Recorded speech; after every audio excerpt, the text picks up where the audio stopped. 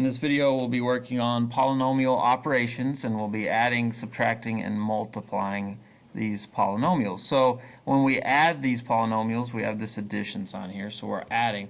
It's just like gathering like terms. So I'll underline all of our x squareds in blue, any x cubes in red, and then we'll use purple for regular x's. And we have an x to the fourth here, so I'll put that in green.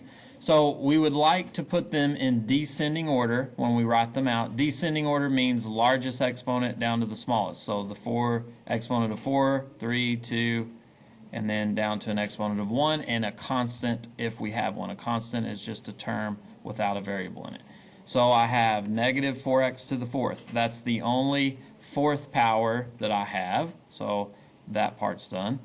And we'll just keep the colors the same. So the cube terms, I have 4 there and negative 5 there. So negative 5 plus 4 is negative 1. So negative 1x cubed. There's an implied 1 right here. We don't write it, but it's there. And next, the square terms, we use blue for that. So we have 1x squared plus 4x squared. So that's plus 5x squared. And then our x's were in purple here, and there's only one x term, and it's a negative 8x, and there are no constant terms, so that would be our final answer right there. We just basically we did a polynomial operation. We added two polynomials. This was polynomial 1, this was polynomial 2. We added them together. It's just like gathering like terms. So that's it for that one. Alright, we have another example here. You'll notice in this one we are subtracting the two polynomials. Just so we're clear, this would be our first polynomial, subtract the second polynomial from it.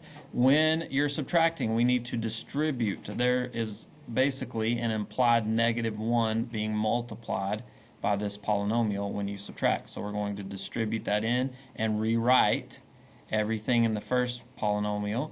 Doesn't change. But the second one, all this negative does is it changes their signs. That's one way to look at it. Negative 1 times any of these just flips their sign. So 7b to the fourth is now negative, 6b is now negative, and 5 is now positive. So it's the same as it was with an opposite sign. Now we can do what we did in the previous problem and start combining all of them. We want to write it in descending order. So I'm going to underline the fourth, the exponents to the fourth power here. An exponent of 4, I should say. So we have negative 4, subtract 7, so that's negative 11b to the fourth. So those are done. I'm going to use these different colors so we can keep track of what we're doing. Next, the next exponent is first power here and here, these. So we'll combine those. So we have 8b minus 6b is plus 2b. So those are done.